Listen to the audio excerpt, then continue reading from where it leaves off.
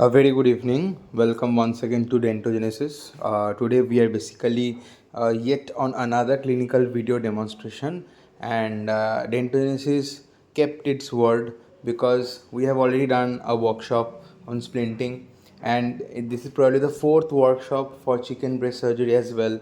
And like we have done workshop with around 40 to 50 students till now. So as you can see, we are just placing the floss to support the splint, and especially those candidates who have already attempted the workshop, they can relate it quite well. And thanks to all the observers and assistants who came just for watching, and I hope you guys had a very great session learning a new thing. So this is actually the splint that we made of by twisting the ligature wire that also used in orthodontia, and mainly in this kind of treatment where there is a mobility of teeth or a segment that may be due to after fracture, avulsion, or any other periodontal or gingival issues.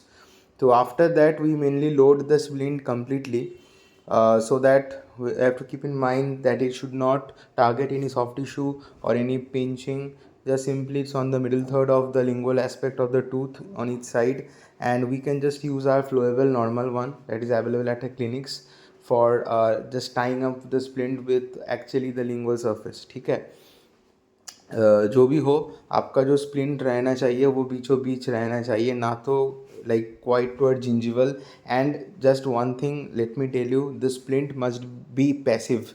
The splint must not get active, because if the splint is active it will start creating the case more difficult, because it will start giving forces, orthodontic forces, or maybe shifting may be there.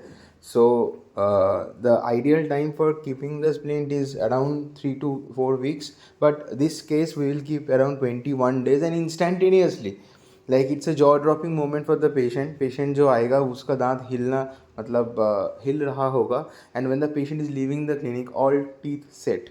So it's really a beautiful moment for the patient as well, and also is quite satisfactory. And after that we'll also show the unloading the splint after 21 days. So keep in touch, stay tuned, and subscribe.